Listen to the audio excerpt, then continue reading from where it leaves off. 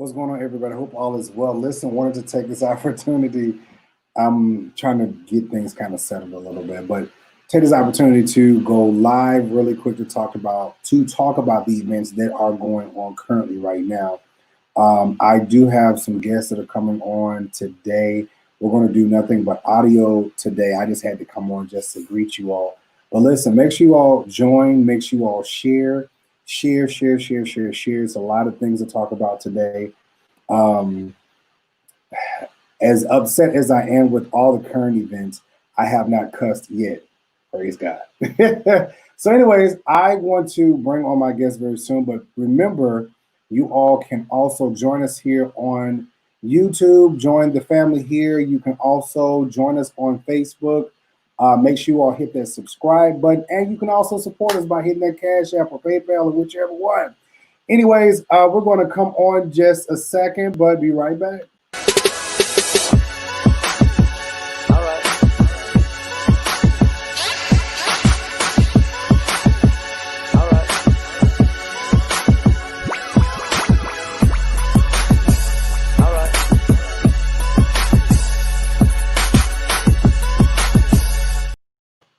Listen, so I wanted to present my next guest, which is a friend of mine, and he's topping the charts too musically. And as you all know, I have been very adamant about. Okay, I have been very adamant about people getting out, saying something, getting out into the communities and stuff like that, and just kind of going forward. But I was on YouTube the other day. I'm sorry, not YouTube, but I was on Instagram the other day, and I just happened to see a video of this semi truck running down through the bridge where there was a crowd of people. Shortly after that, there was a gathering together of people, and Javonte was one of the people that was singing. And I'm very proud of him, like very seriously, very proud of him. And just to show you what I'm talking about, this is actually in front of 20,000 people. See, it's not about being paid. It's not about show or anything like that. But it's about doing things from your heart. And this is actually for the people. I want to show you something. Turn me around. Turn me around. I ain't gonna let nobody turn me around. I'm gonna keep on walking. Turn me around. I ain't gonna let no injustice turn me around. I'm gonna keep on walking. Keep on talking.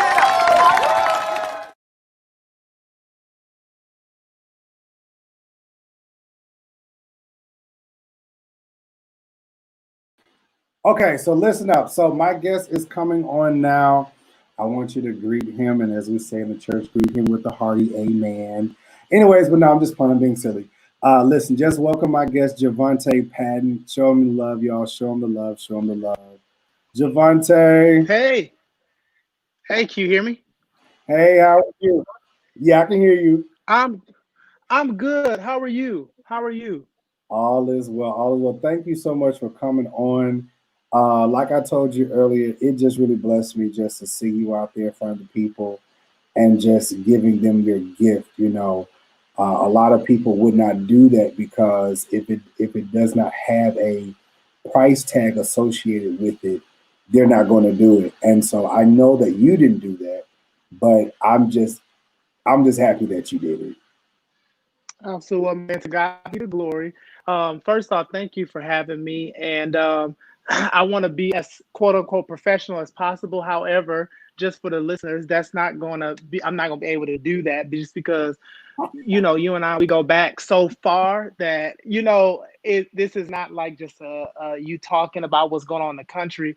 Not only do we go back so far, but all of these locations that you're seeing on the news, that the world is seeing on the news in Minneapolis, you live in these areas, you roll in these areas, you're very familiar. So I know that this is affecting you just as much as those who are still current residents like myself of Minneapolis. So thank you for having the heart to use your platform and your influence to shed light on the positive protests that are going on here in the city.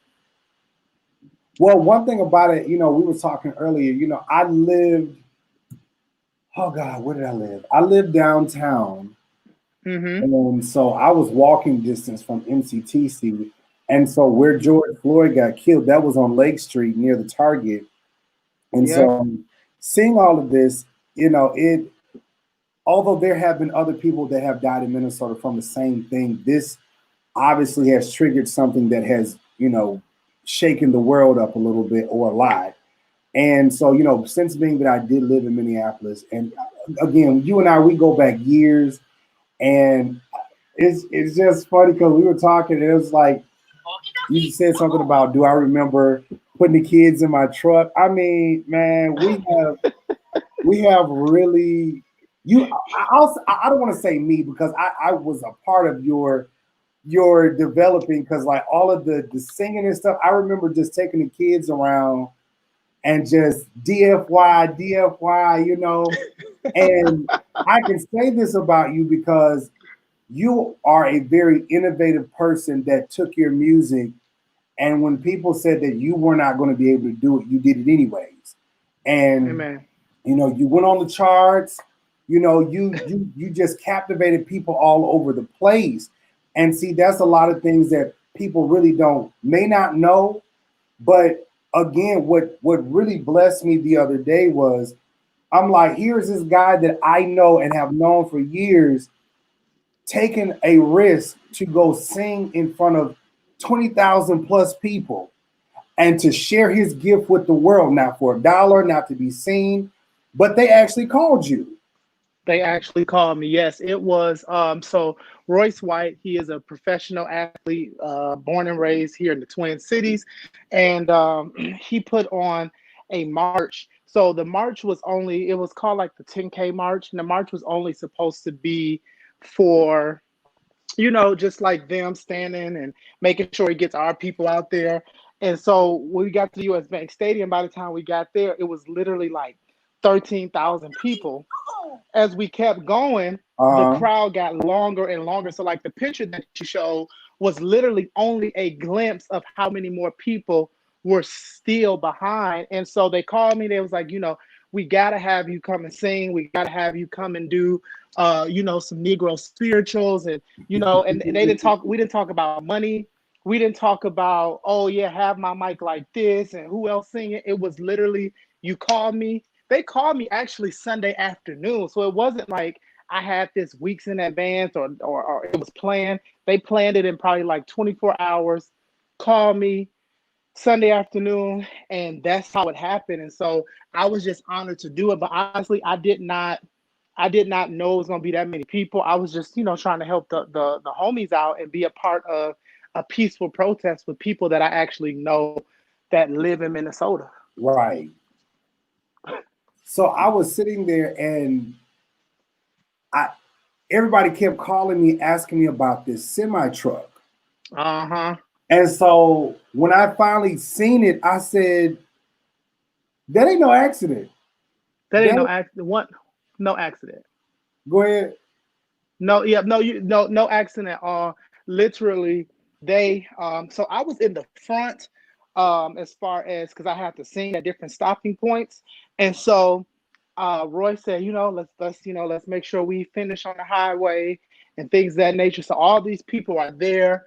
And it was a lot of people that that was actually on the bridge. I mean, I can send you some names later on because the people don't know the names, but it was real local residents of people that from all different walks of life, that live here in Minnesota. And so he said, let's go on the bridge. And you know how 35 is. Now, mind you, this is it for the Right. national listeners. This is the same bridge that collapsed. It was the same 35 Right. I W remember bridge that that one. I remember collapsed. that one. So, with that being said, this bridge is already known for something very, very, very, very, very critical. So my wife was out there too, and the whole time we was praying against like terrorist attacks and people just like attacking us. And literally, everybody's on the bridge, and this semi truck. Thank God that it was cars that had already stopped. This semi truck made the cars that were already stopped for the protest. He made them move because he was coming head on and not thinking about anything. So literally, I really believe that If the semi truck driver had his way, he would have ran into the other cars that didn't move, allowed them to blow up, killed them, and killed as many people as possible on 35 if he had his way. But God, I'm not going Thank to shout God. right there. Thank God. But thank you, Because Lord. a lot of people did move real quickly. I don't know how fast they saw them, but they moved really quickly. Were you out there during that time? So literally, the Holy Spirit told me to leave. So you I can say this here. So when you're in university and you turn on fifth right before you get on 35, Uh-huh. and it's like southeast over that little area, my Yeah. wife and I made that quick right and went back over Stone Arch Bridge to get to the car. And we did not get on the highway. That was our stopping point. So thank God for Holy Spirit just leading, literally, and guiding and directing that we didn't have to deal with that. However, they were looking for me because everybody was calling me, looking for me, making sure I was okay because they couldn't find me because we had just kind of deviated and dipped off. But everyone is okay. All of the organizers that were a part of it, Marquise and Teo, just a few names, and Royce and PJ, everyone was okay. They all called, and we really kind of stuck together. But thank God that we were not out there uh, over that place. So, Well, I'm glad that you guys are safe. I just, like I said, um, it did bless me to see that, and also just to make sure that I'm glad that you all are safe and okay. I know yes, that thank you. this is more than likely not it because this country is people are upset and mad, and they have misguided anger, and there's Mm-hmm, they're mm-hmm. they're upset with groups of people, and they really don't even know why they're mad, why they're upset, why they're frustrated, or anything of that nature.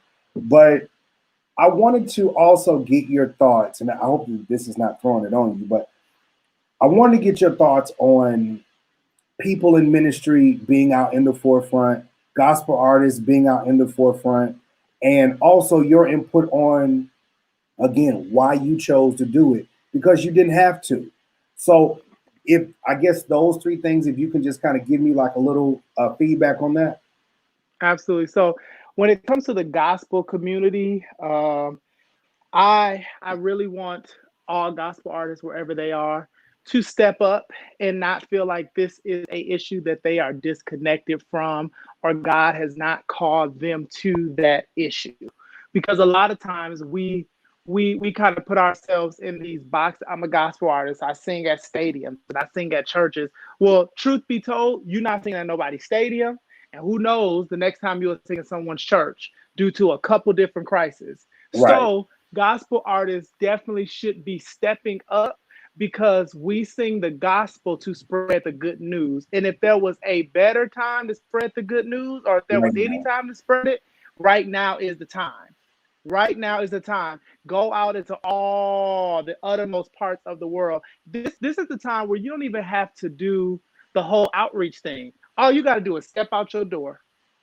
Right. You don't gotta pass out or what they call it tracks back in the day. You don't gotta do none of that. All you gotta do is use the gift that God gave you without no fluff, without all the hype, without your favorite drummer and your favorite musician. So I think gospel artists should definitely step up. Another reason why gospel artists should step up is we heard the Hillsong pastor in London say how this issue he's not connected to it, and he did apologize. However, we did hear what he said first, Right. and how this isn't really something that he should be fighting for because it's over here in America. The sad truth is we love to sing a CCM song or a white song and act like Come we have on. had the biggest worship experience of our life. So gospel artists have now, if you open your eyes and be honest, you realize that these white people that you were loving, that it's the same God that y'all supposed to serve, and he says that has nothing to do with him. It's time for us to disconnect from trying to please massa, even in the music industry, and Come begin to on. please God and reach his people. So that's my take. I think pastors should be out. Um, I think the fivefold ministry, if you have a prophetic gift, if you are, a prophet, this is a great time to get into the marches or get into some kind of organization and speak life to these people, even if it's someone that you're standing next to. let the gifts of the Spirit arise in you and begin to just encourage people and make God known to people who may not ever still walk into the church door after this. Right. And see, that was something that I said the other day when I did the live, and I was just really kind of going in on everybody because I feel like at some point you have preached to these people, you have spit on these people, hollered at these people, all kinds of stuff, right? And I have seen a few, and I will acknowledge those. I have seen a few preachers that have been out there in the forefront. I saw, oh God, what's that pastor name? Pastor Woods. Was it? Anyways, I saw Carmen Means. I saw Pastor Bishop Howell. McAfee, Bishop Howell. Reverend McAfee. David Johnson. Yes, David Johnson. Who am I missing? Dedrick Willis. That's his name, Dedrick Willis. That's what I was thinking about. Yep, Dedrick Willis. Also, Pastor Jives did the press conference. Yes. There was Reverend Bowen from Greater Mount Vernon. I will say that we've seen about a good 85% of the main African American preachers. Pastor Patterson. There have been a lot of preachers. Patterson, Bishop Felton. I saw him too. Yep. Prophet. I call him Prophet Bishop Felton. The pastors, I have definitely seen the pastors that I know should definitely be out. What's his name? The singing Kojic pastor.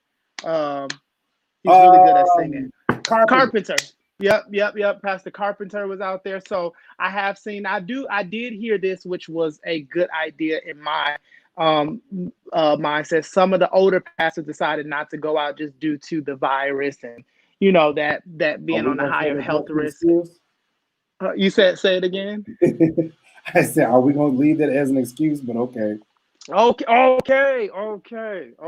So yes, we have seen pastors go out and be very vocal. I will definitely like to shine light on Pastor Carmen and Pastor McAfee, just because this is literally their call to ministry. Even if this wasn't going on, you know what I'm saying? So it's a blessing to see them not be pushed to the back and someone else gets the praise. It's a blessing to see that. I'll say that for them because they're great. It's just, these people and a lot of these individuals, I hate to say it like this, but they're like no names. They're not to be disrespectful. They're not like the Stephen Furticks or the Keons or I get it. Absolutely. And so, I said this yesterday. I said, these people pay tithes, they give offerings, they come and they sit there for hours on end to hear you preach to them.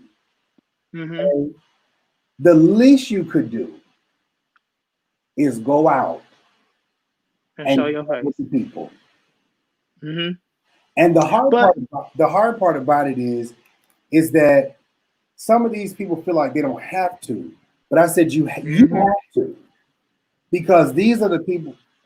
These are the people that support you, that give to you, that support. These are the people. The reason why you drive what you drive.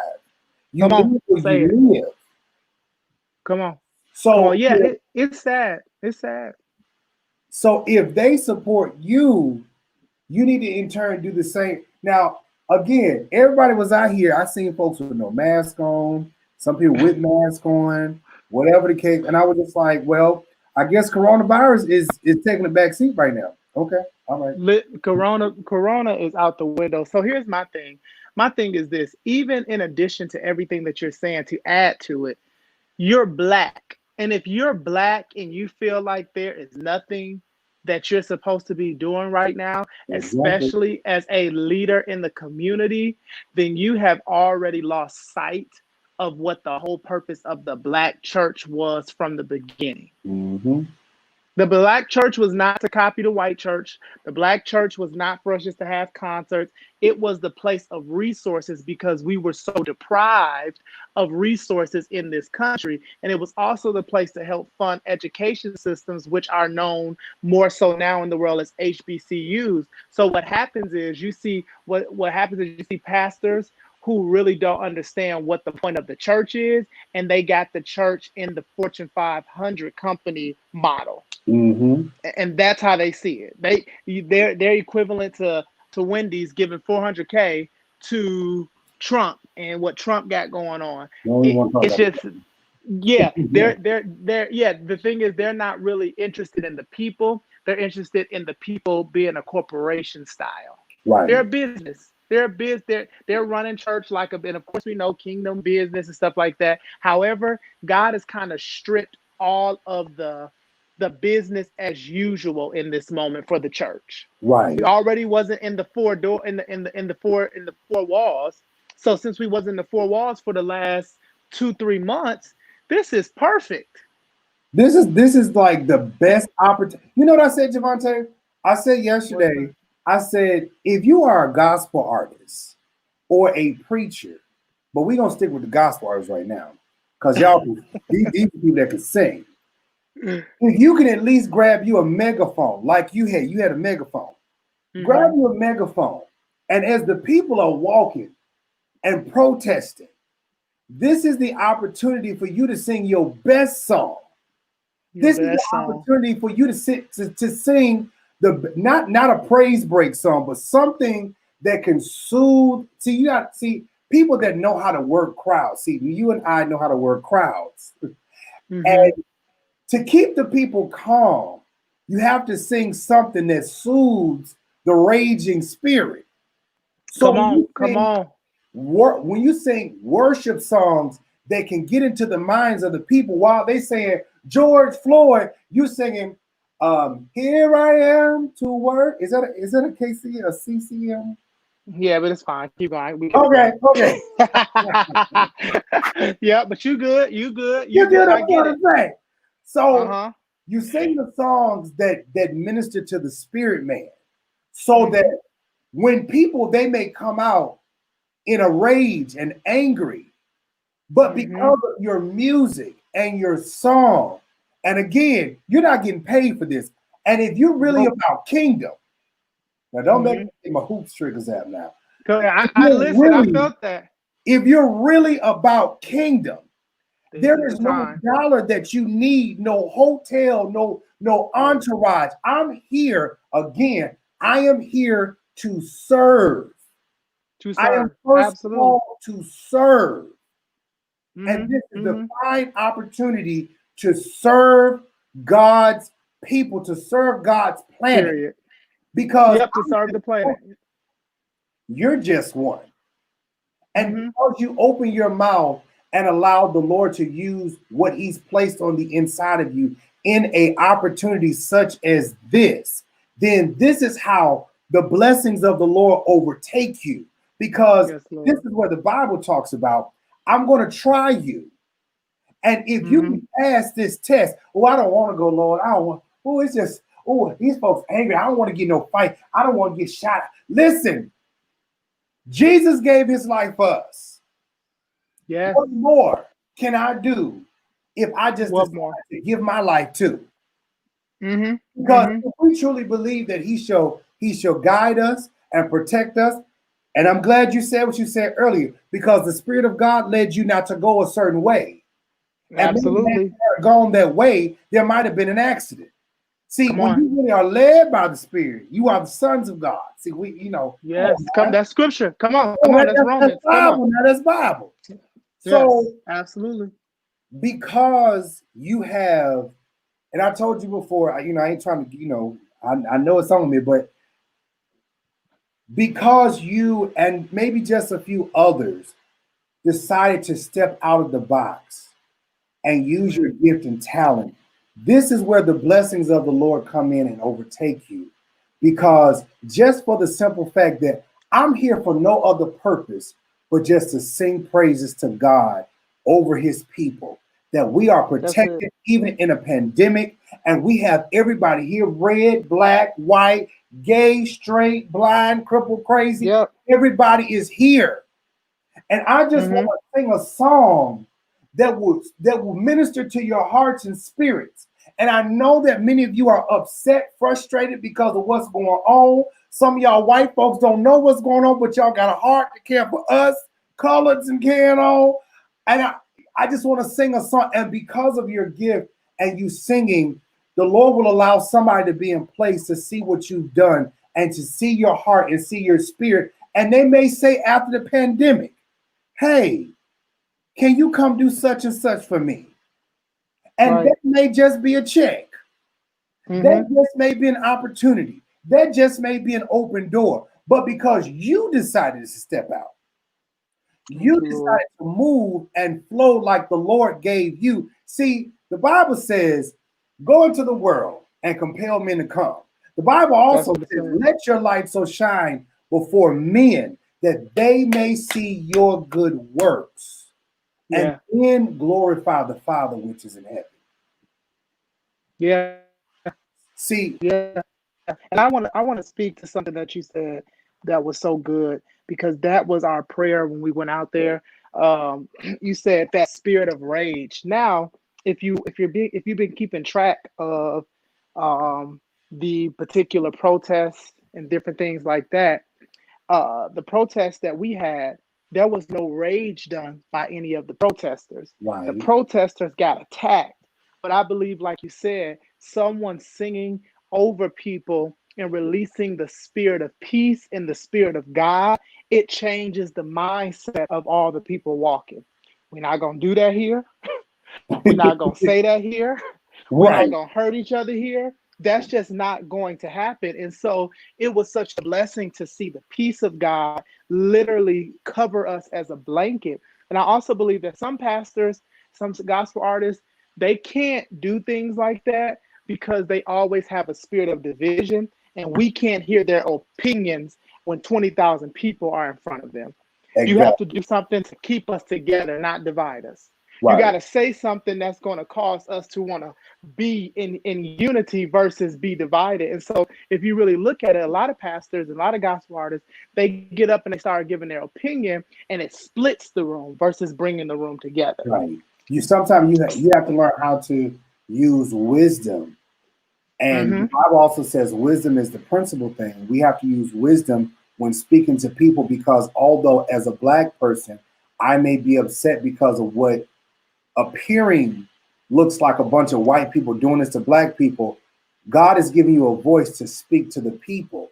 And as people who have the heart of God and have the mind of God, we have to learn how to speak to the masses, because that's why God has given us the assignment, the voice, the know-how and everything, so that we can compel people how to come together and love one another instead of spreading more chaos, confusion, and dissension.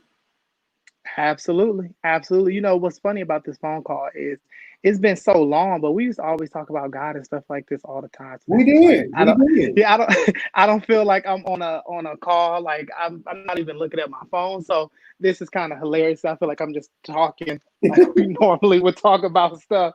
So yeah, it's just this is just honestly, I believe that on the other side of this, all of this, because this is crazy, I believe that we're really getting ready to see God in a whole different facet, because we as believers, we as Black people, we know once you go through something real crazy like this, you know a blessing is literally on the other side of it.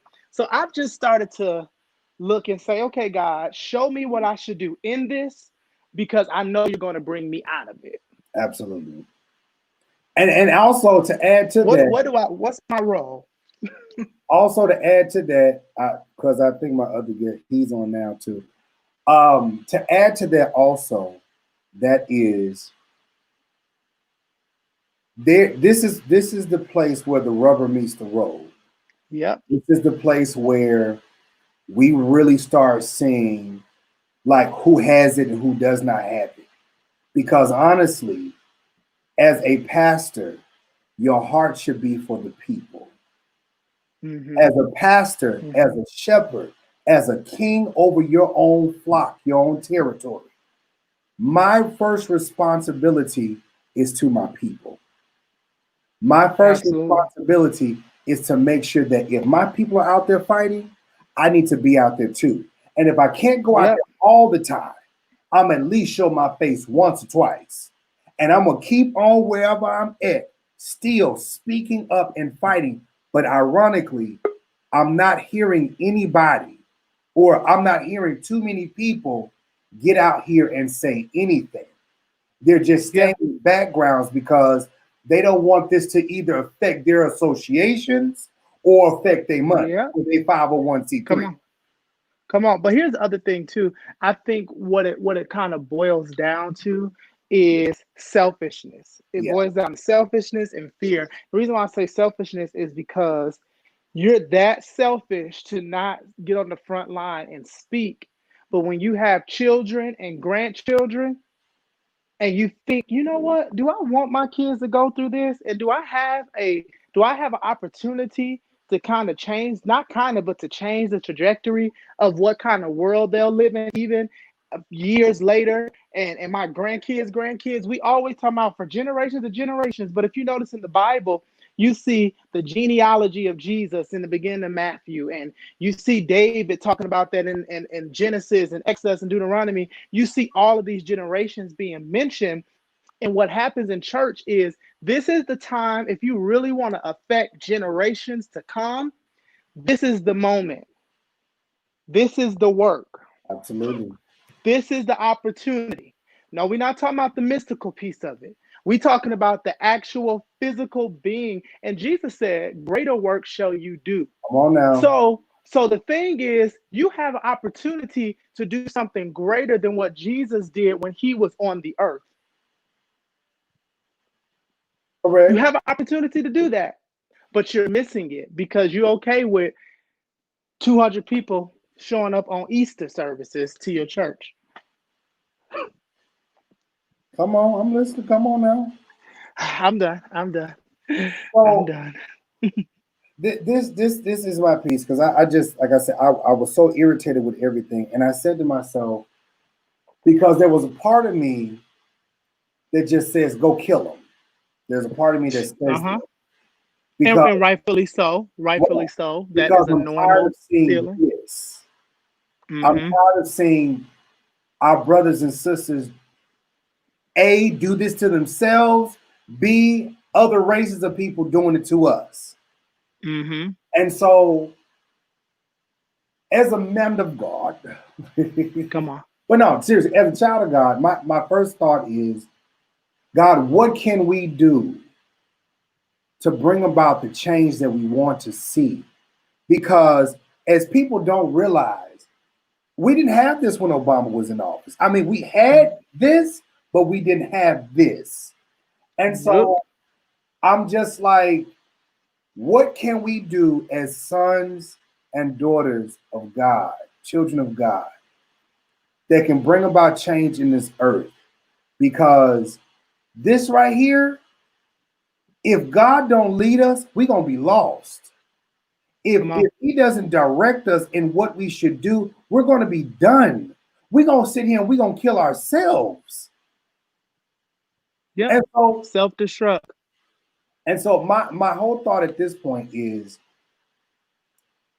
I just really want the preachers to get on their post Mm-hmm. and really get in the face of God and really get some direction. Because if you don't, when it is time to go back to church, you ain't gonna have nobody there, because they didn't find and they did not see the support of their leaders. They did not see Yep. the support of their pastor. They did not see the support of their bishop or their congressman or anything like that. But you want me to come to church and shout and dance and pay my tithe and offering. You want me to be on the road. Yep. See, you're dealing with a Yep. whole new generation of people. And half this generation don't even want to come to church. Exactly. So Exactly. you need to compel this generation to see the Lord, not see you, but see the Lord. And when you expose yourself and you allow the people to see the God in you, they'll come, because they'll say, what manner of man is this, Yep. that he's out here fighting with the people? I thought he was a regular Joe Schmo, but he's a pastor. And he's out here with us Come on. fighting. He But throwing see, blows but with see us. that, but see that's the problem. But see that's the problem. It's hard for them to come off their thrones of the kingdoms that they have made for themselves. They don't get an armor bearer. They don't get a whole bunch of people watching them, and they have to follow leadership. When COVID-19 happened, I looked at some pastors, and I looked at some congregations, and I said, I get it. I get it why the people don't listen to you, because you don't listen to the law. Hello. I get it. If these pastors are not the ones in control of every little thing, then they're not submitting to anything. But they Absolutely. want everyone to submit to them. It's hard to throw yourself with other people when you have to be as lowly as everyone else, When you're where not you can't be puffed up. right. Yep, when you're not the person who everyone came to see. So it's hard when people are not it. But let them throw something. They don't want everybody and their mom to be down there so they can post, yeah, God gave me this and we did this. It's not, in this season, God has even cut that. It is not about that stuff. It is not. Your church did it, you better partner with another church and help the community. This is It's the not time to about, come oh together. yeah, it's the time to come together. And the truth is, we need all the resources to help our people. But the people who have been in charge is literally a changing of the guards. It's a change of leadership. The people who have been in leadership have not cared about the people, and they've preached the prosperity gospel, and they've come to church in the latest year of a car model, and the people at the church ain't had the latest car in 20 years, and you tell them lift their hands and God gonna heal them, and they dealing with every sickness that there is. You literally become disconnected to the community when you're not out there. You're just preaching the prosperity gospel to them. You getting a little money, you living a life that you want, and you going home because you've made a life for yourself, not the people. And so God is just breaking that. He's breaking that. If you're not the pastor that wants to be with the people, that wants to advise the leaders that are going out, then you might as well kind of hang up your little throne and go home. Because Exactly. the people are not going to be interested in your congregation after this. So I just wanted to I want the people to know one who Javonte is. That was part of my little purpose. I'm just somebody small, you know what Oh, I'm whatever. saying? I wanted the people, especially my audience, to really know who Javonte Patton is and to also support him. This is not like real talk, this is a very close friend of mine. And he has great music. I have been with this man since he was a I was a teenager teenager. Yeah, I and was with that with young. his group DFY, and I have watched them grow from young people to adults and how the music has really taken the country, the world by storm. I don't even know. Have y'all went overseas?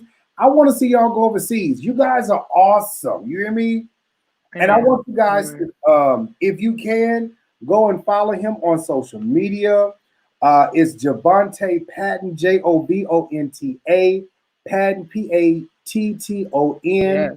And make sure you all look him up on all of the streaming social media platforms and go and download his music. Please don't be dismayed by this clip that y'all saw. He actually can't sing, so no. Absolutely, absolutely. That is hilarious. Listen, So I didn't have all my Beyonce fancy tools at the protest. you know what? So just give the people a little something. I mean, you not singing. You don't have to sing if you don't want to, but just let the people know about you and where they can find you and everything like that. Because I know I tried to do it, but it would do more justice from you. Absolutely, yeah. So you can just go to Javonte. I'm on Instagram, Facebook. It's just literally JOVONTA PATTON. I'm on YouTube. Please go and stream some of my music. We raised money for through a song before all of this broke out. We raised money for essential workers, so we gave out gift cards to all local and even some national via email. We went to some people, but we just started doing emails, sending gift cards and cash apps through a song called Better Days. So we used all the proceeds to that song to go. So it comes out Friday, that song does. And this was like 2 weeks ago that we did that initiative. So I got some of that music. So just find that, listen to it, and let it encourage you, let it bless you. And I'll say hi back if you write me. Yeah, he's good people. Everybody, like seriously, I'm trying to wait a minute, let's see if I can find it.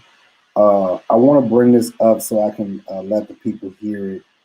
Okay, that's the new one right there. Is that Better Days? No. Better Days. It comes out Friday, but you may be able to pull it up. I don't know. Which I one do you have it. want me to play? Now you know you're gonna have to give me the rights on this video to play the song. So You have the rights, but if you don't want the video to be taken down or go through all the extra, then I have a version of Waymaker. I have a version of My Hands Are Lifted Up, No Jesus. If you go and listen to some of my songs, I'm sure your church has probably sang a version of my song or one of my original songs. I've written songs for some of your favorite gospel artists. So, yeah, it's I don't know how to promote myself like this in this manner. I always start to feel uncomfortable because I don't really know what to say.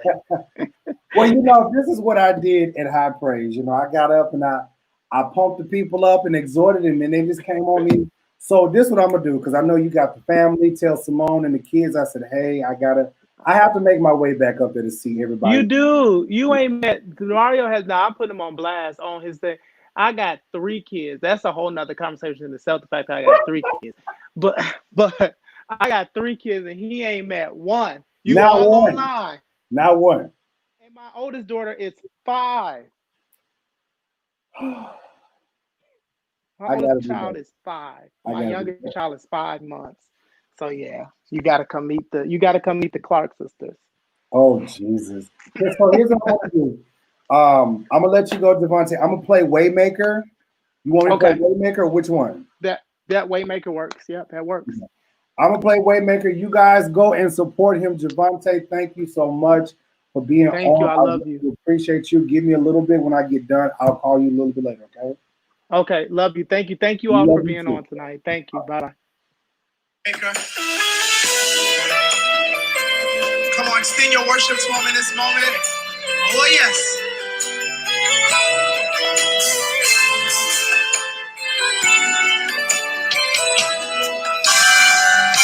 Waymaker, miracle worker, promise keeper, light in the darkness.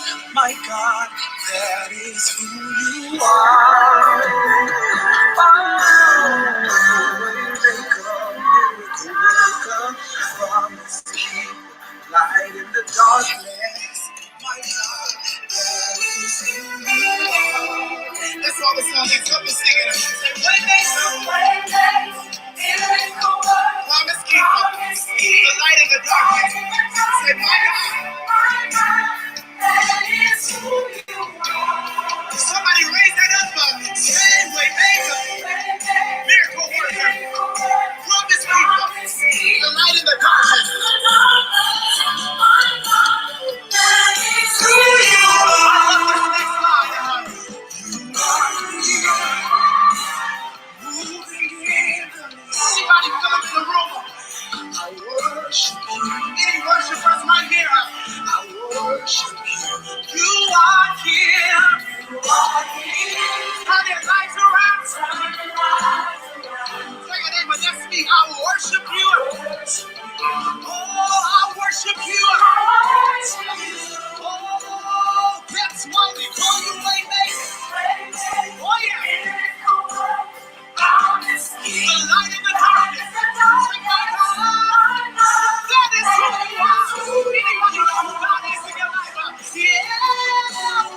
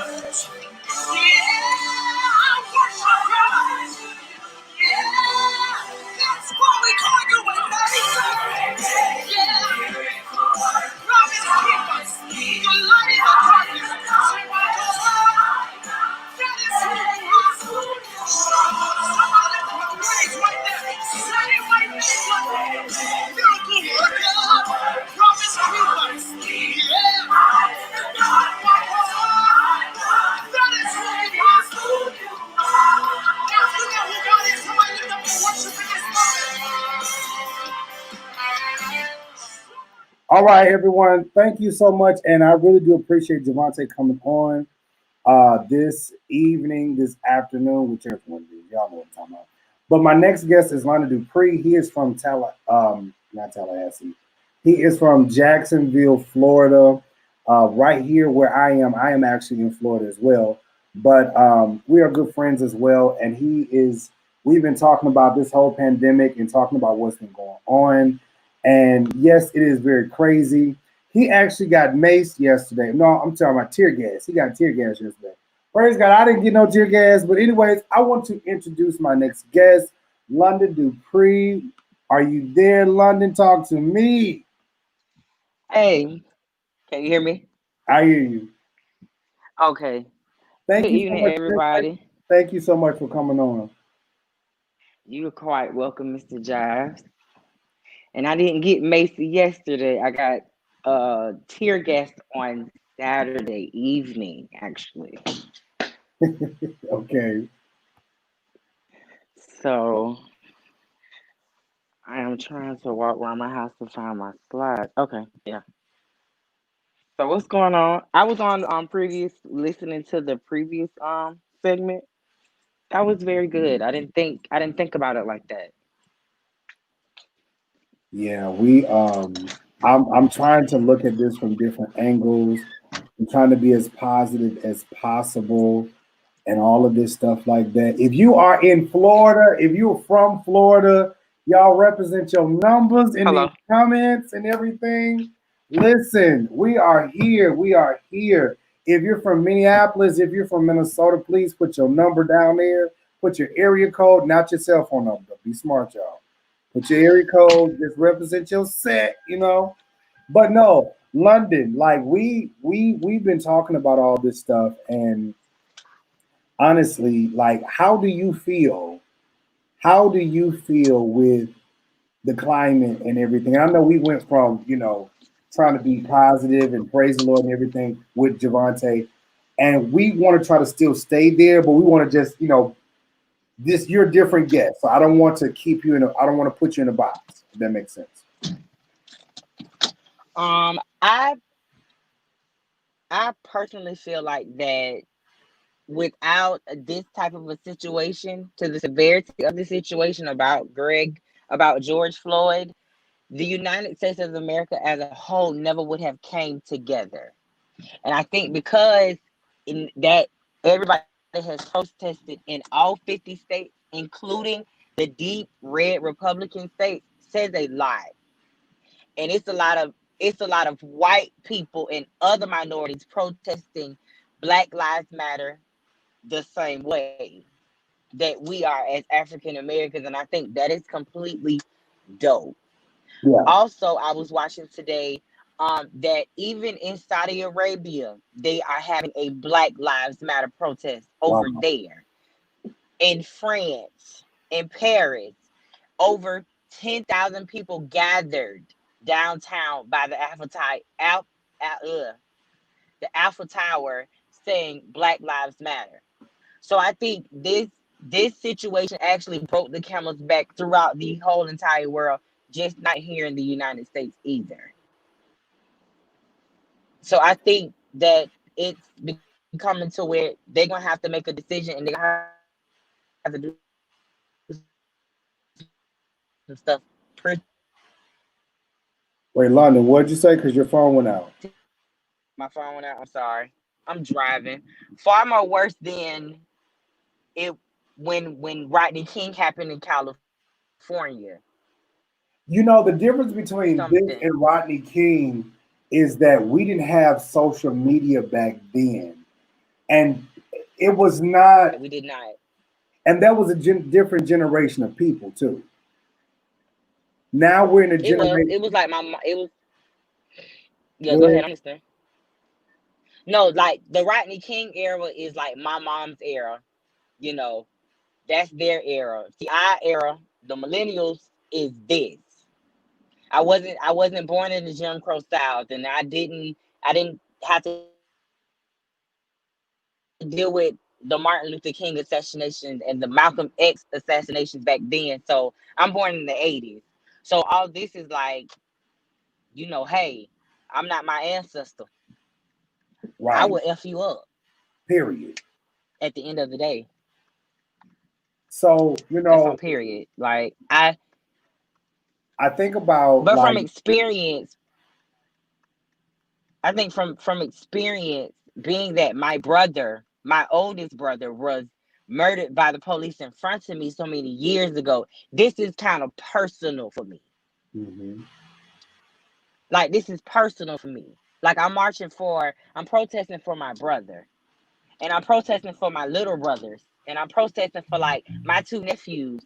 I'm protesting for a lot of young men in Jacksonville who has had to deal with losing siblings to police brutality. Like, something has got to give, because if not, we're gonna go through the same cycle for the next 50 years if they don't do something about it now. correct. Well, Lon, I can kind of relate to you because my brother wasn't killed, but he was beat up by the police in Mississippi. And so it scared me so bad because they were not giving us enough information. And I think the bail bondsman or something like that had called. And I was so shaken because I didn't know if he was alive or dead. And so I was in tears. I am not about to cry right now. I was in tears because I said, this cannot be happening. Like this. And then so, I mean, I got the pictures and I said, that's my brother. Let me tell you something. I don't care if we fall out. I don't care if I cuss you out. I don't care if we have fights, beefs. That's my brother. And that's the only thing I could think about at that particular time.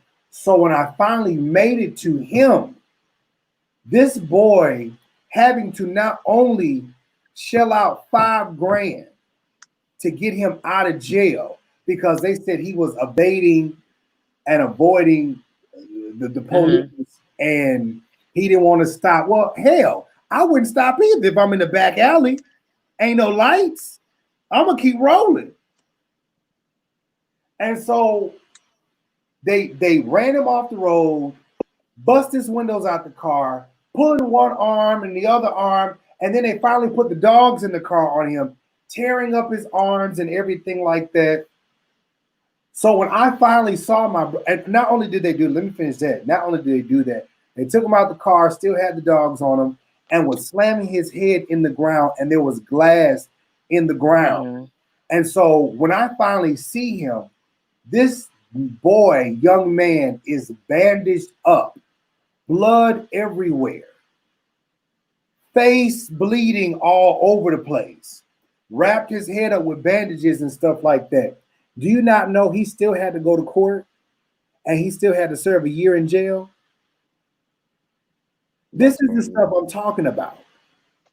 And for the people in the comments and people that have watched this on the replay, if you've never experienced anything like that, if you've never had a police officer like I have to pull a gun on you after just pulling you over, then you really don't understand. So if you do not understand, at least put yourself in our shoes. Yeah, you don't know what it is to just be driving down your house, driving to your house in the subdivision where you've been staying for over the last 16 years, and the police pull flashes lights while you in your driveway, and then come when you go in your house, ask you, do you stay here? If you've never really had to deal with police, I mean, you can't say that you can relate, because you cannot. Exactly. And we're both in Florida, and Florida is the type of state that the police, they know they can only go so far before we will pop off on them down here. Exactly. Like, I thank God that nothing has brutally happened, like something that happened in like a trade, like a Freddie Gray or Eric Garner or George Floyd that's happened in Jacksonville, because Jacksonville will be up in an uproar and a ruckus, because it's already like that without brutality up down here. Like, I tell people all the time, it's hard to be black and a man in America right now, and it's been like that for years, Mm-hmm. especially if you intelligent and you know the law. They don't like when you know the law and you're smart. They don't like it. They can't stand it because they can't call you an ignorant nigga if you want to be technical about it. Right.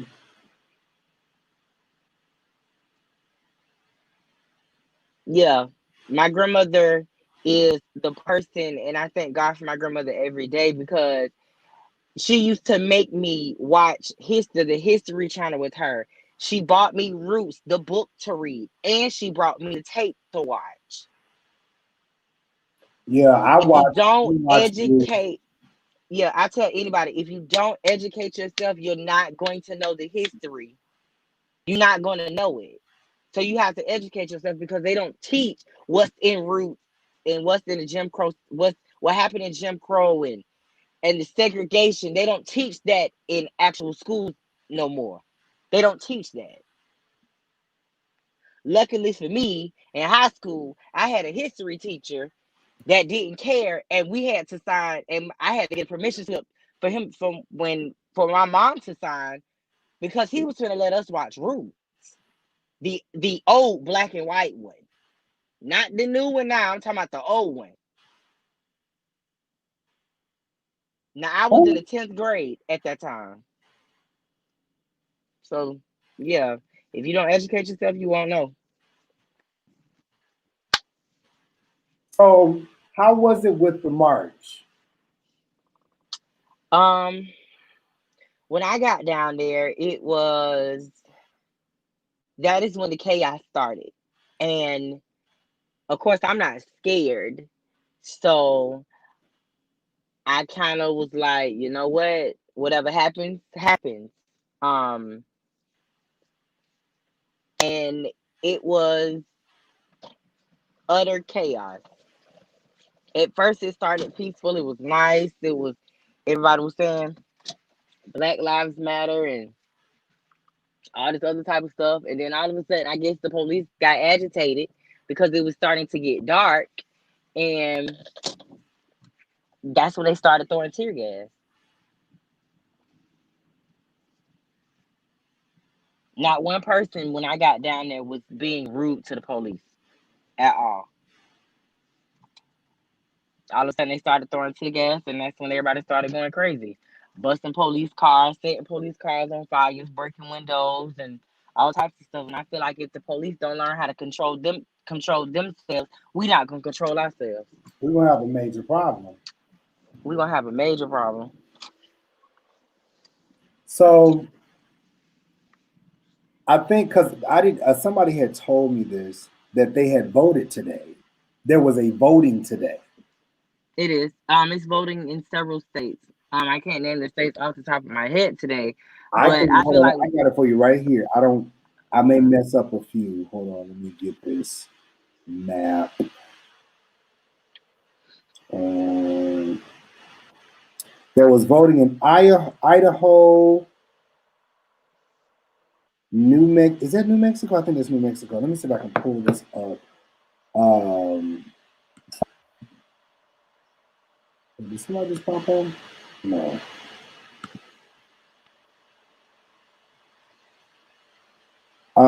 London, I'm gonna send this to you, and you tell me which ones these are, because I may mess up. Tell me when you get it. Are you sending it to my phone or the chat? To your phone. Okay. Hold on.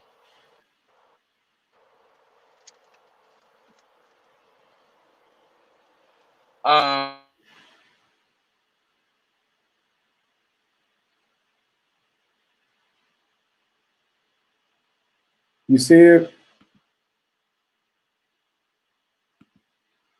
In Maryland. Wait, say it again because your phone went out. DC. So it's DC, Maryland, Indiana, Iowa, South Dakota, Montana, Idaho, and New Mexico. Okay. I'm gonna try to pull this map up so you heard me? Yes, I see. No, I heard part of it. Let me also try to pull up this map so the people can see as well. But go ahead and say it again because the phone went out. Idaho, Montana, South Dakota, Indiana, Pennsylvania, New Mexico, DC. Well, DC is not a state, so Maryland. Okay, yeah, I got the thing up there now so they can see. So it's 9 states and DC that had elections today. And I'll pull this banner down so people can see. Um, okay, so there it is right there, so the people can see this. So you all need to keep up to date with what's going on, because it's almost like there's sneaky stuff that's going on and we're not being made aware of it. If you are not registered to vote, please go and vote. And also, if you don't know, find out as much as you possibly can about the candidates that are running for president, because we don't need anybody going to the polls and saying, well, I don't know who this person is. Well, I don't know who that person is. This is the time to get yourself educated and to know why you are voting for the person you are voting for. The reason why we're in the predicament that we're in right now is because y'all did not want to vote for Hillary Clinton. See, but Hillary Clinton was lesser than two evils. I would have very well preferred to have Hillary Donald on any given day. Now, not just because I know Hillary and she and her and Bill were the ones who gave my mom valedictorian when she was graduating high school, but I, you know what I'm saying, like, I like them. You know, they got some ways, but they're some cool people. But you all need to know who you're voting for. Legit, you need to know who you're voting for. I think legitly, because of the bigotry, the rhetoric that Trump was saying was basically something that electrified people, how people felt for so many years, but they didn't have they were scared to say it.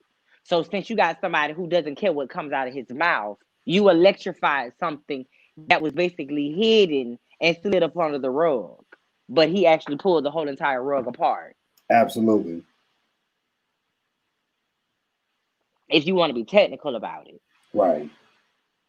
Because the first thing that came out of his mouth, Mexicans are representing, they're bringing drugs in the United States. Well, like I've always told people, you can mess with the cartel if you want to. You gonna be one dead person if you mess with the Mexican cartel. That's all I'm gonna tell you. And I'm not going into details about that. That's for another broadcast for another day. A mess. So tell me, just because I know you're busy, you got some other stuff to do. What's your feelings? Oh, somebody said Joel Osteen is at a rally in Houston. Good. That's dope. You know what? I'm gonna tell you something. After my rant yesterday, that's dope. I think a lot of people heard what I said, and people may, try to play me off to the level. But people listen to what Jives got to say. People listen to the king, okay? And my thing is this right here: if you are a pastor, and you do not stand up for your people in this time, you ain't gonna have no church. I don't care what you say, I don't care how you feel about it, whatever. You ain't gonna have no church. You ain't gonna have no church. I'm very happy that Joel Osteen went to a rally today. Now, I hope he went to a protest, Black Lives Matter protest, not KKK or anything like that. Because me personally, now I think, let me see, I'll have to check right now. What's the caller is doing something. Who is this? Who is that? What is that man's name? Matthew Stevenson. He did something. He's supposed to do something tonight. But this is my thing, London. Why is it taking you all this long time to say something? Are you specifically talking about pastors or? Yes, these pastors are taking forever to get out here and say something. I think This is just me. I think they don't know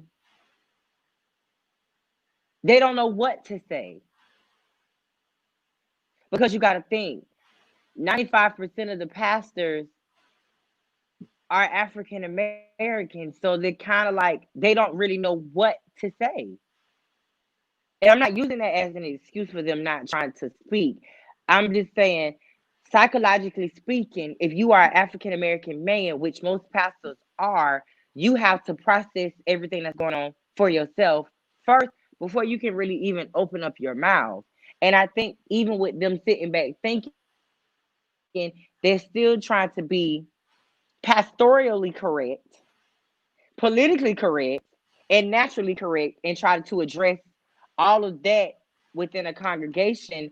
They really don't know what to say because you really want to speak how you really feel because of the color of your skin. But since you're a pastor, you kind of held back and you really can't cuss like you want to. Like, I know, I guarantee you, I know some pastors that are black that really want to just say, you know what, bump this collar for a second and bump this Bible. Like, I really need to tell y'all how I really feel and be transparent. But since I'm a pastor, I can't be transparent. See, I'm not no pastor, so I can basically cuss and fuss as much as I want to. That's just what it is. Like, but like I was watching my pastor yesterday on his live, and I could tell how he was speaking. He was speaking from a place of love and genuine and generosity and empathy.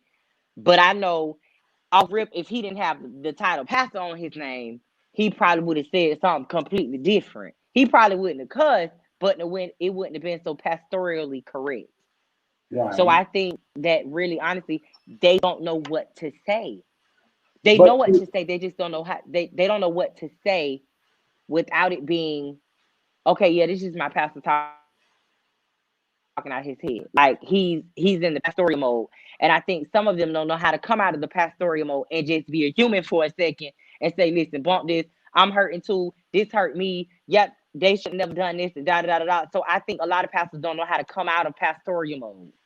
Ooh, I know I'm probably gonna make a lot of people mad, but I don't care because I'm speaking with how I feel. Because I feel like sometimes people they don't know they're spiritually they're so spiritual to they're humanly dumb, if that makes sense. correct. I'm with you. Correct. You're right. Oh, okay. Now I'm being 100. Like I have to tell people something. I be like, bro, sometimes y'all make God look very stupid. Like this is just me. Jives, I'm gonna be very transparent when I'm finna Go say ahead. this. Go ahead. Okay. Go ahead. I walked in church one day and I was late and I had just got up and I had just got up. I went out, had a good time with my friends and stuff. And I got to church late and I got there right before my uncle started preaching. Now mind you, my uncle and my granddaddy know that whatever time I get to church is whatever time I get there. So I got there like about like 12:45. And one of the ushers was like, "Baby, you should have stayed home. Church is almost over." And I looked at her, I thought the Bible said, "Come as you are, and you can come at whatever time you want. As long as the building is still open."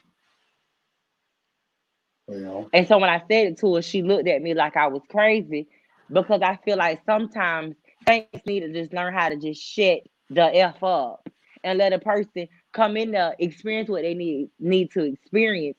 And if the experience is good, they'll come back. If it's not, they won't. Your opinion does not matter. You should keep your opinion to yourself. correct. I get so sick of people always being so judgmental to where they forget to look in the mirror. You know, one thing that I You know have, exactly what kind of people I'm talking about. right. One thing I really have learned, and that's this. In all of this, as I was saying with Javonte, if the people that support you the people that give to you, the people that do things, the people that are there supporting you and lifting you up. If you cannot, and this is just me, London, this is just me. It doesn't matter if you don't know what to say. Say something. It don't matter if you don't know what to feel. Feel something.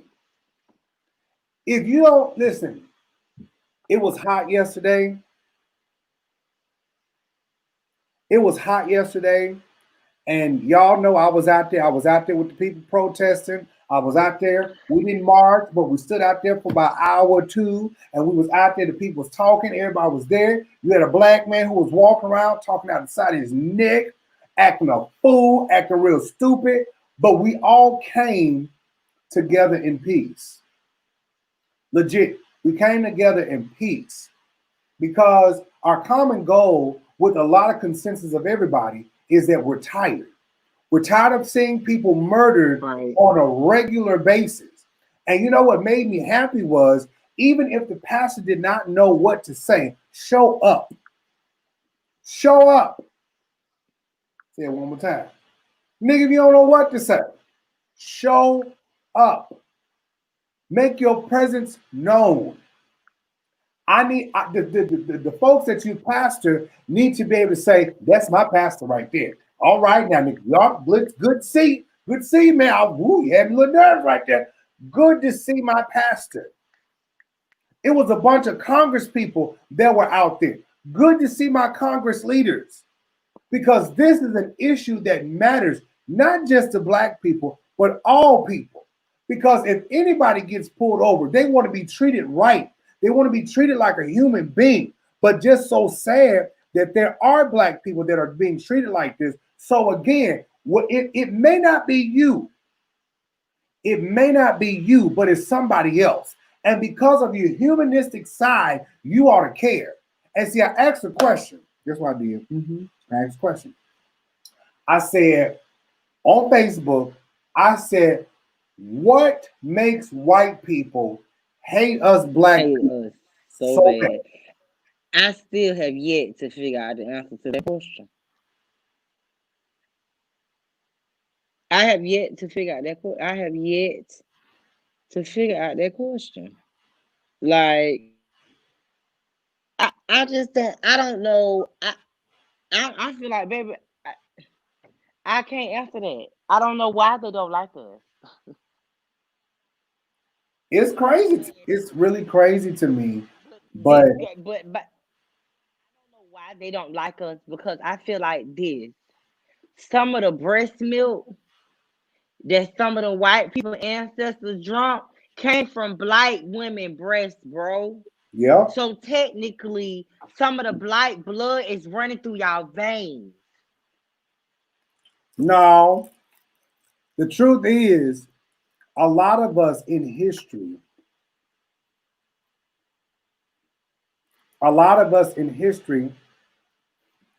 we don't really understand all things. It's a taught trait. It's a learned behavior. And a lot of Black folks don't like white folks because that's a taught, learned behavior. A lot of white people don't like Black folks because it's a taught, learned behavior. But when you ask them why you hate, they do not know at all, period. And that's the sad part about it. That's the sad part. But yet and still, Master was making sweet love to them Black women's and them Black men's too. Now, we're not going to leave it out. We're going to speak facts. Master was making love to the men's and the women's. Now, that's a whole other conversation for a whole other day. That's a whole other conversation for a whole other day, but it's the truth. It is. But when I think about how these young boys and these young men and these young women have such a disdain when they see one of us approach and they clutch their purses, and you be looking like, baby, I probably got more than you on any given day. I work for mine like you work for yours. Where you clutch? So that's my thought and feeling. But I was on a journey a long time ago. And a lot of my people who follow me know where I'm about to go with this. And you all who are watching, make sure you share the video. Share the video. Share, share, share. And thank you all for coming on. I really do appreciate you all. So, I was learning about our history in depth, learning about the stuff in the Bible, and having just my mind literally blown. And I was on this real kick of, yes, I knew I was right. I knew I was the chosen people of God. And I had this air. And I had stopped one day. And I had to ask myself a question. And I prayed and I asked the Lord too. I said, Lord, this can't be all people. Like all white people can't be bad, just like all black folks ain't good. And I was in the grocery store. We're going to go here. I was in the grocery store. And I had like a few items in my buggy. And I was getting ready to check out. And this one white gentleman was standing in front of me. And he looked back. And this was a redneck, old country boy. You know, the one of them boys that say, shit fire. One of them right there. And he looked at me and said, hey, man, in his country voice, he said, I got a few items. He said, you go ahead and go in front of me. He said, go ahead, man. And I looked at him and I said, are you sure? He said, man, a good deed does anybody good, And I was standing there almost in tears because I was like, I thought you're supposed to hate me. Because this was one of them boys, like them good country boys. You're like backwoods, Memphis, Tennessee, them type of. So, I know. And so my thought was, and I began to pray after that, and I asked God, I said, Lord, everybody that is that we think is bad is not. But there's a group of bad people in every human race of people on this earth. Everybody is not evil. And that's what we have to understand. And although right now, just like with police officers, we may look at the situation with the police officers and we may say, all police officers are bad, they just make me sick. But you're only seeing, this is how they play the media, you're only seeing an isolated situation. And see, a lot of cops are doing what they have to do because they got to keep a job. But what we're trying to say to everybody today is that even though you have to do your job, you need to do it with dignity. People's lives are dying, and that's whether you're an officer, whether you're a white person, a black person, gay, straight, it don't matter. Because just yesterday in Minneapolis, Minnesota, it was a bunch of black men that was beating up on and tried to beat to death a transgender female. Now, again, we talk about George Floyd, a black man, but here it is, a transgender female is being beat up by the very folks that's out here saying Black Lives Matter. Black Lives Matter, yeah. I seen that. Did you see it, London? I did. I didn't really. It made me say, well, okay, so if y'all gonna protest Black Lives Matter, y'all might as well be protesting All Lives Matter, because y'all sitting here shacking a transgender girl who probably wasn't even bothering y'all. But since y'all in the hood, and y'all have the hood mentality, and I'm gonna go to we could talk about that on another day too. I said, well, y'all got half of the battle right. Y'all ain't got all of it right. Because y'all are still alive. Y'all are still living in a homophobic era in your mind, like every gay person wants a thug ass nigga. When technically, I don't want you.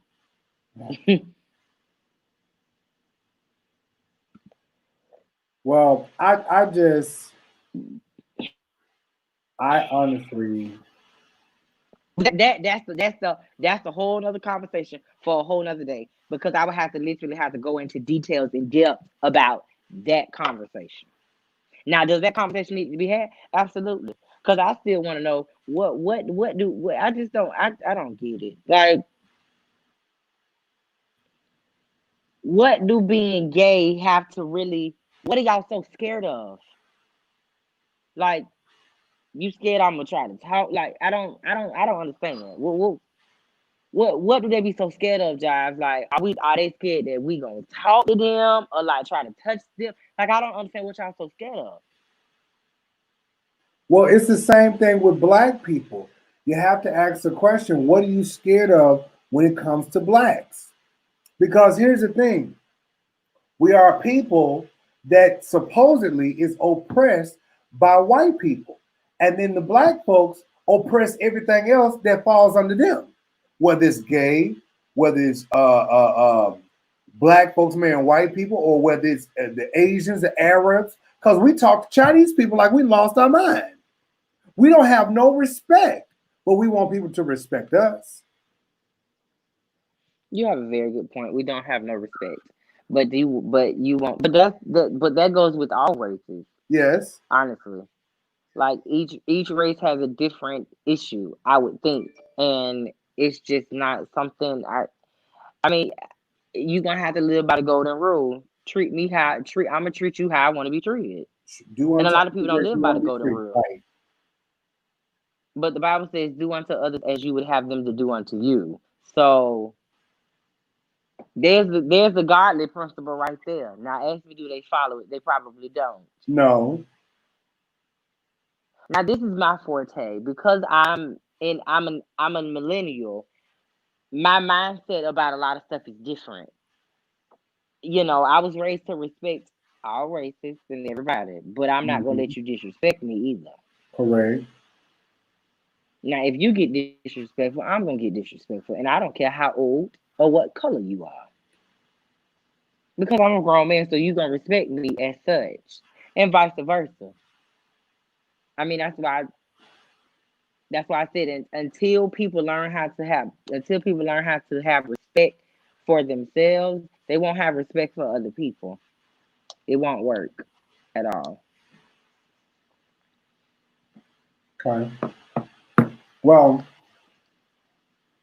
with I'm not sure exactly which or where they're protesting at, because they told us today not to go out after 5 because something major is supposed to be happening.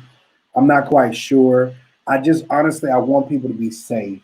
This world is so backwards. So I want to say something else. Like there's a word I want to put right there.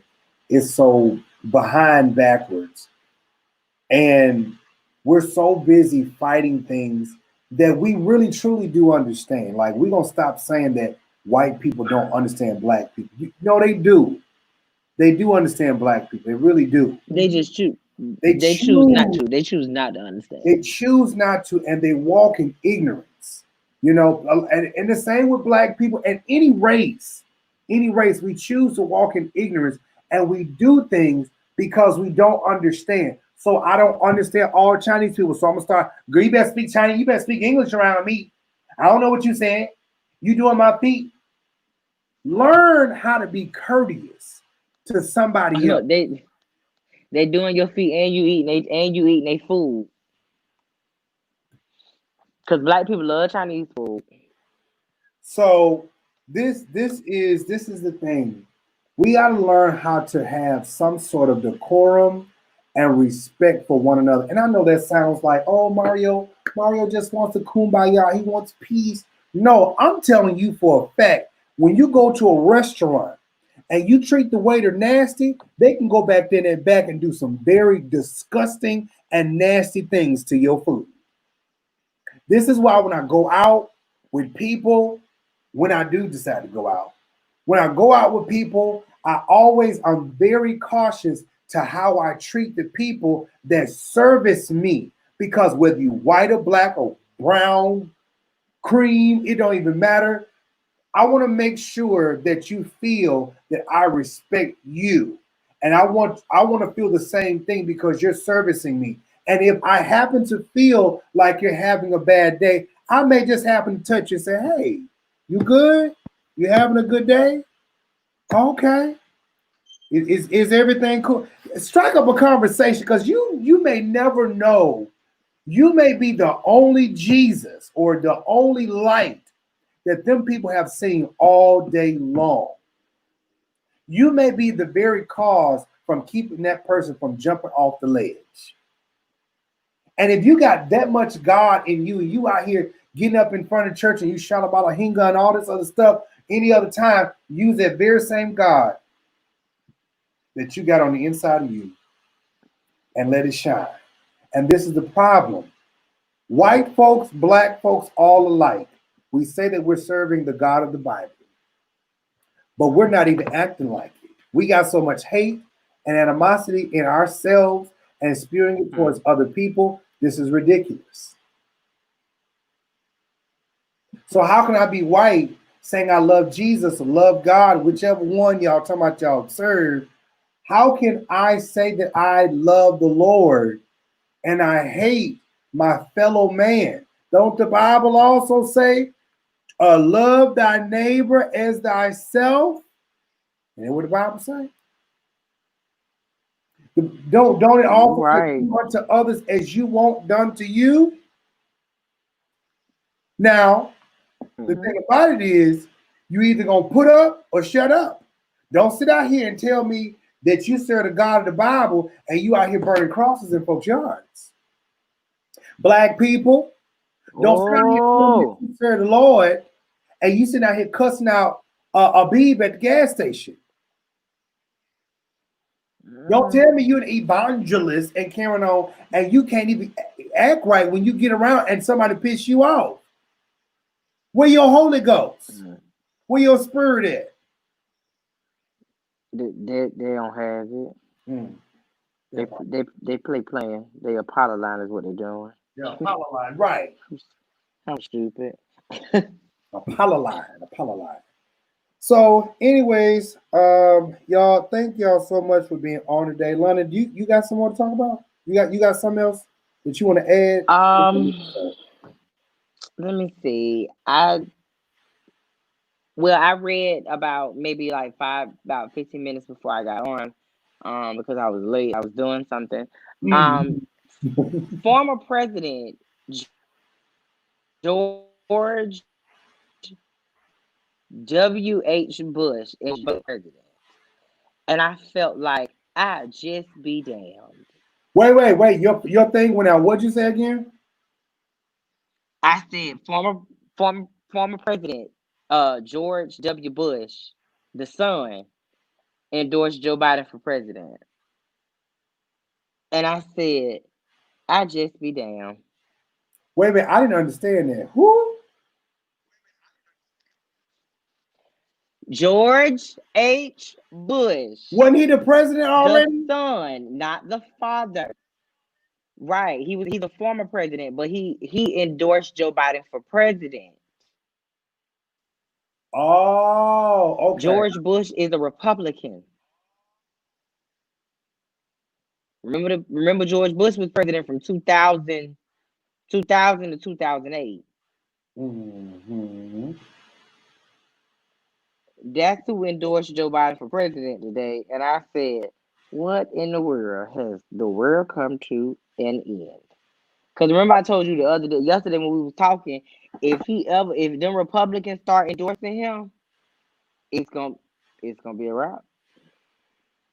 Thank you, Alan. Because I was confused. I thought you said because your thing went out, and I thought you were saying that Joe Biden and George Bush are going to be running mates. That's what I thought you heard. That's what I thought you said. No. I said he endorsed him for being president for the United States. And I was like, wow. So Joe Biden has not even selected a running mate yet. He has not. And I think he's waiting for all of the primaries and stuff to be over.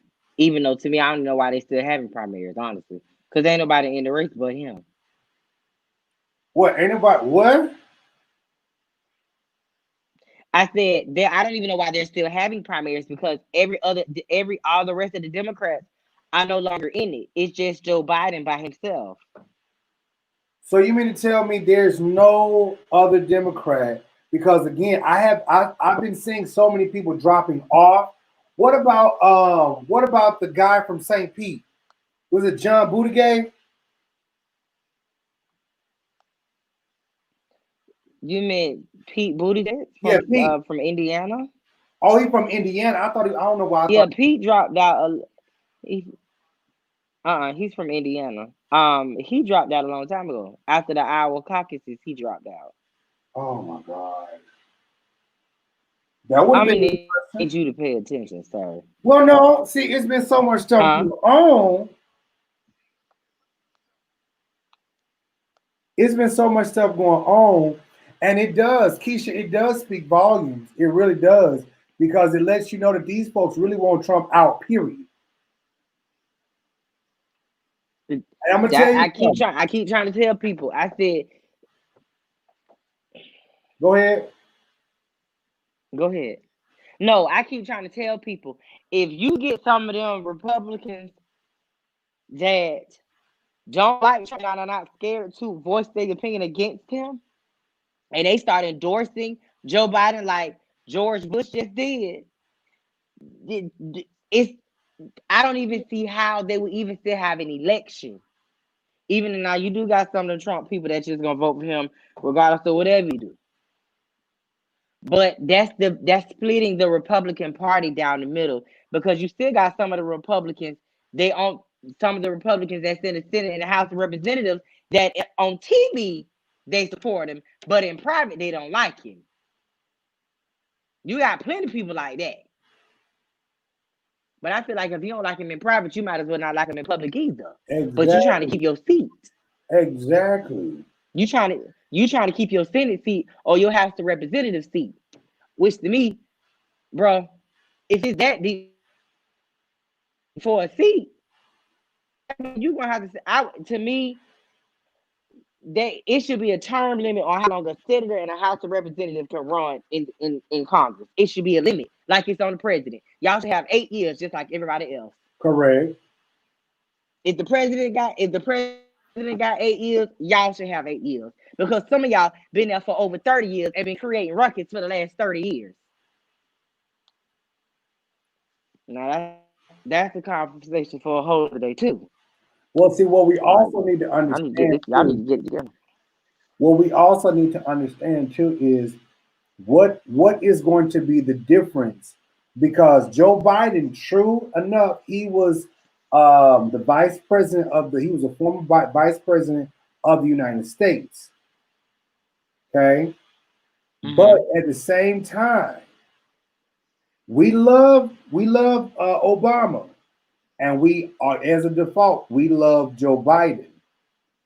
But now it's not Obama and Biden, it's just Biden and whoever else may come along the way. What is Biden going to be bringing different than Trump? You want me to answer that question? Go ahead.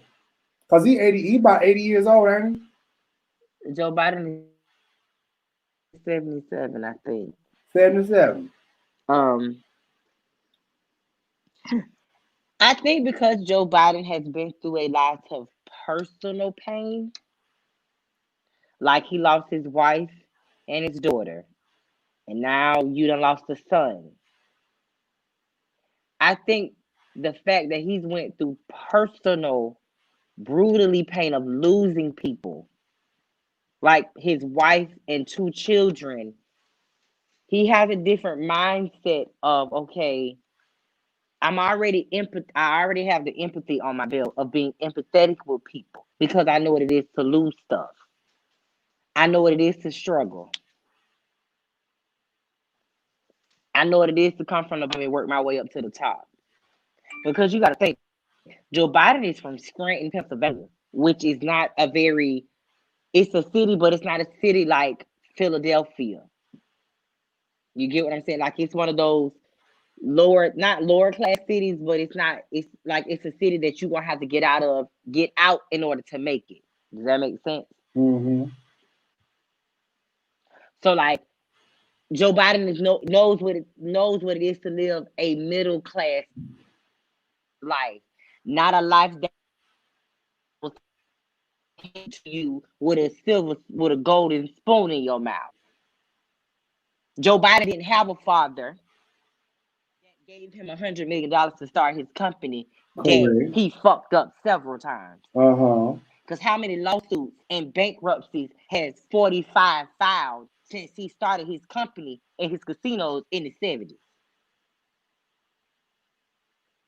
Joe Biden is not a person that has been accused of racist bigotry and all types of different type of languages, different type of rhetoric. Joe Biden has not printed over 100,000 newspaper articles asking for the death penalty of the Central Park Five. Joe Biden has not done or did not sell apartment complexes in New York in the 70s to just white people. Do I need to keep going? Come on now. Oh, because I can keep going. Working on that now. Come on. Oh, well, Joe Biden didn't come down his sales of his company and say that Mexicans are rapists and they bring in drugs and they're bringing crime. Joe Biden didn't say, let's build a wall. Joe Biden didn't let the government shut down for 35 days, which is the longest shutdown in the history of the United States of America, all because you wanted money to start your wall. Joe Biden didn't sit on his behind in his hands from December of 2019 to maybe about a month ago and did something about the coronavirus. Well, because you thought it was a Democratic hoax, is what I like to say in your rallies. How is this a Democratic hoax when it's killing Republicans, Democrats, and independents, and all types of color and races of people? Do I need to keep going? no, that's it. That's it right there. That's Like it. people seem to forget that what Donald Trump has done. He's done so much since he's been in prison for the past 4 years. Like, if anybody, like, with a good mind, if anybody else would have done that, we would have been in jail 3 times over. Ain't no in jail 3 times over. We would probably would have got life in prison. Yeah. Like he's taking, like to me, he's taking the Justice Department as his puppet. That part. That's a whole nother. That's a whole nother conversation for a whole nother day. I mean, I can go on and on and on about this man. Like it's nobody's business. Mm-hmm. Well, and for me, the problem that I have, if you vote for him after all of this, there is no rescuing you. Like you are out on the island by yourself. Say that again. Like, I don't know what else more do you need for this man to realize that. I don't even know what else more the people that need to realize that, bro, this man don't care about nobody but himself. And he don't even care about his kids. And then, hold on, let me put the icing on the cake. For all y'all who think that majority of black people is on food stamps, that's a lie. That's a whole nother conversation for a whole nother day too. Because I tell people all the time, if you don't read this stuff, you're not gonna educate yourself, and you're not gonna know. But I'm sorry, out of 100%, 65% of white people are on food stamps and on disability and use the government for assistance. Only 45% is the other minorities, which include African Americans.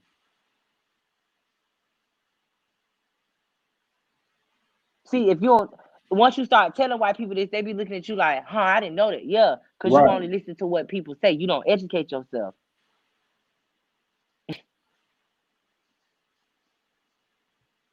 Like, I've literally this past week I've had to like literally digest the anger in my body to not go off on a white person. To not go off on a white police officer. To not just pass out. Because being black and American and being a man, I ain't even finna talk about the gay. I ain't even finna talk about the gay part. Just those two alone trumps it all.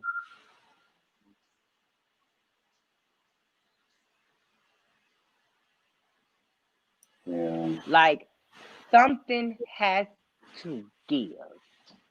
At this point, it's gonna At happen. this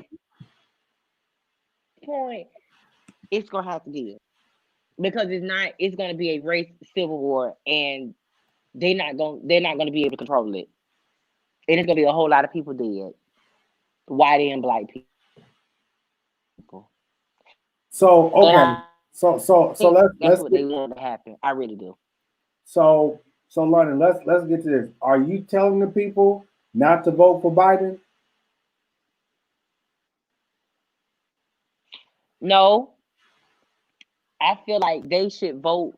I'm voting for Biden regardless because I'm sick of Orange Head. Orange Head got to get the fuck out the White House. Period. I don't care if it was Popeye the Sailor Man running. He got to go. Like his ass got to go, bruh. Like for real. Like this orange head person got to go. I'm sorry if I'm offending some of y'all on this live broadcast, but that man got to get the F out of DC, bro. Like for real.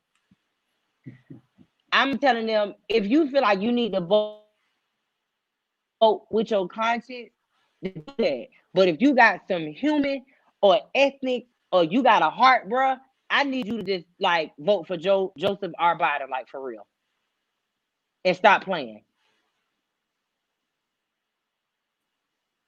Because oh no, I can't do 4 more years. I'm sorry. If he went after all this, oh yeah, I'm moving to Canada straight up. I got to go. Baby, I will pour that fur coat out my closet and go on by my business. Who you telling? I will be back up north Listen, again because it's a mess. I can't do 4 more I don't years. even like it. I can't either. I don't even like the cold because I'm anemic. So if I get too cold, my body start hurting.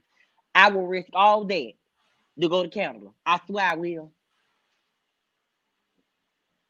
I will pack up everything out of here. I can't. I cannot do. No, I cannot do 4 more years. I just can't. And listen, I ain't been on this earth a long time, but this ain't nothing. Like Richard Nixon, he did not a comparison to what this man done did. Like this man done got away with so much stuff, and y'all done slapped this man on the wrist so many times like he a fucking child. I mean, listen, he has made racist remarks. He has made remarks for black people, white people, Mexicans, all this other stuff, and everybody just passed it like it was okay. But when it came down to Obama, this man almost like he had to walk around on pins and needles. Any little thing that he did, he was crucified for. You know one thing, this is what I want people to understand today, and we done after this. This is what I want people to understand, and that's good. Obama, while in office, did as much as he could. This man had to deal with racism, foolishness, bigotry, and people all around him that were more than likely snakes. This man sat in the White House and worked his butt off. Then turned around, people was talking about him, talking about his daughters, and talking about his wife. Every other day, it was monkey, monkey, monkey this, nigga this, nigga, nigga, nigga, nigga, nigga. People are making life-size dolls, hanging them up in the tree. What president wants to deal with that? And you want to tell me, and when this man got in office, it increased times 1,000.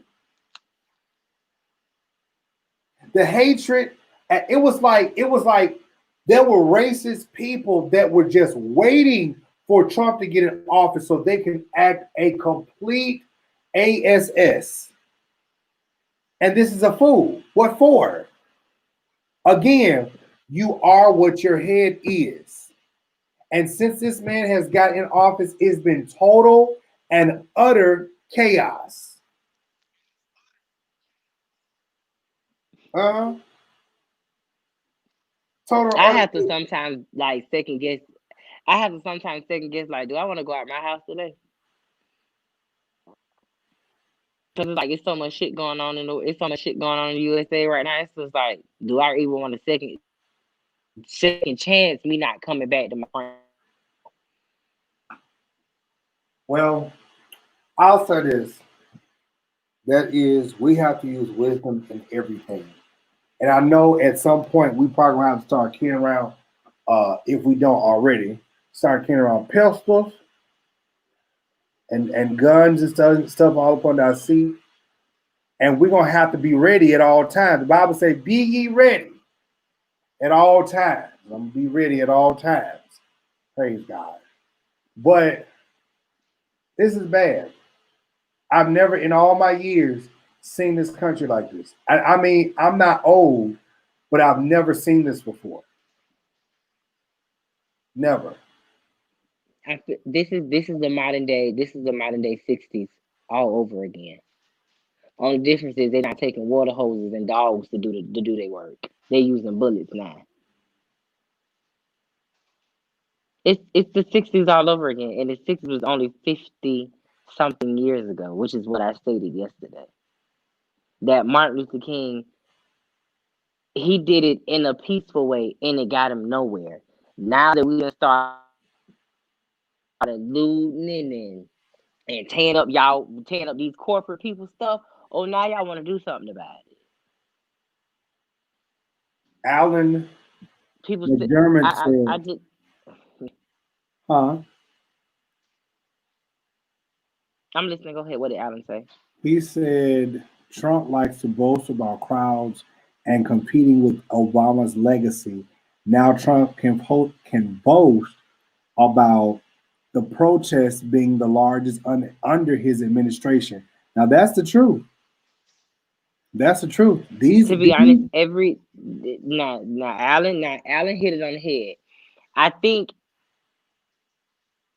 yes, this is the biggest protest under the Trump administration or whatever, but this is also the biggest protest to get your ass out of there. You're missing that point. Because just because we protesting saying Black Lives Matter, we also protesting saying we want your ass out of here, sir. So I completely agree with Alan, but to me, it I'm I, this I'm gonna say this and this is gonna be my last thing. When Trump took office, if you remember the first tweet that he tweeted when he became president, he tweeted, and I quote, I'm gonna undo everything that Obama has done. He sure did say that. Now, so far, he hasn't undone everything. But that was his mission, The though. only thing that he has got past, that was his vision was to undo everything Obama. The only thing he has gotten past in the last 4 years is a tax bill that was for the wealthy. That's it. Everything else, it has been complete utter chaos, and it has been a fight. And the one person that I give a lot of credit to is Nancy Hold on. motherfucking Pelosi. Period. That lady there, a lot of people don't like her, but she is half of the reason why this country is still, it ain't sunk to the bottom of the goddamn ocean. It's on its way down, Her and but it Maxine ain't hit the Waters. bottom yet. Her and Maxine Waters. And her, Maxine Waters, Chuck Schumer, them three right there, them three main Democrats that I just named, is half of the reason why the United States of America has not sunk to the bottom and has started a Great Depression. Even though if things keep going the way it is, that's where we're headed. Because I forgot to tell you this, Jive, that 4 major meat plants have closed down in the United States of America right now due to the coronavirus. 4 major meat plants. I didn't know that. Smithfield, Tyson, and 2 other. Yeah, Tyson Smithfield and closed Tyson. down? Were the 2 that they named. Tyson and Smith. Yes, sir. They have. Due to coronavirus, they have closed down for right now. Wow. And you gonna sit here and say that, right? And Trump says, "Oh, that's a Democratic coach." How? When Smithfield and Tyson is in Republican states. That's crazy. That's crazy. I'm telling you, bro. I tell people all the time, the only way we're gonna be able to change this stuff is how we keep doing what we're doing, and we're gonna have to get out and vote on November the 3rd or 4th. I don't know the exact date. It's one of them. Listen, if the coronavirus keep going on, we're gonna have to vote. Well, I would say that we're gonna have to get out and vote anyways. Corona or not, we're gonna have to get out and do something because we can't do another 4 years of. We can't do another day after the 3rd. Oh no. And like I told him, I said, come hell or high water. If I gotta take the day off work and get in the longest line ever, I'm gonna cash out on Super Tuesday in November. I will have a mask on. I'll be suited and booted like I'm finna go in the operation room and stand right there waiting to cast my vote. Cause I'm sick of this man. I know you laughing. It's all right.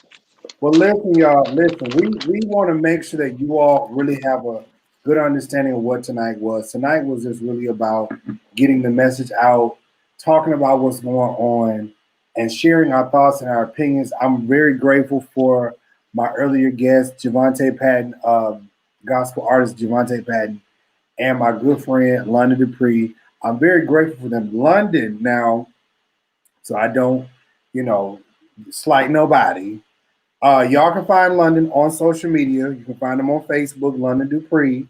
You can also find him on Twitter, for those of you all who are on Twitter, Just Being London. And Instagram is _ Just Being London. So y'all can find him there to go and support him, follow him, everything like that. I share my platform with a lot of people, and I've learned to share my platform with people that actually have something to say and that's being productive with their lives. We missed the mark last time, but we here now.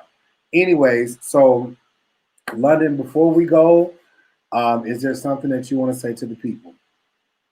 I just hope that the knowledge that I gave y'all will understand and take heed to what I said. If you are a African American male right now, you understand what I'm saying, and even if you are African American female, you know what's going on. If any other races or nationalities are on here on this broadcast, I hope and pray that what I said made you realize how desperate and indefinitely that we have to change the laws of this land for it to be equal among everybody. Hello? I'm still here. Yeah. So I hope and pray that everybody does their deed and their just due, and to look inside themselves and to make the right decision in November. I really hope and pray that y'all do. Now I know we still gonna have people that's gonna support Orange Head for the rest of their life because that's the only thing that they want to do. They don't like to have change, and I'm okay with that because at the end of the day, God ain't brought me this far to leave me, and I'm gonna end the conversation like that. Well, thank you all so much for being on today. I gotta put this offline thing on my eyeballs now. Thank y'all so much for being on. I appreciate it. We will be back. Yeah, I can't even talk right now. We will be back on next time. And I kind of like this audio. I like this audio. I ain't gotta show my face as much. You like the audio better? Yeah, I like the audio better. I can get on here and say what I want to say. I can be dead. You know what I'm saying? Anyways, y'all, thank y'all so much. And we'll talk to y'all a little later. All right. All right. Bye.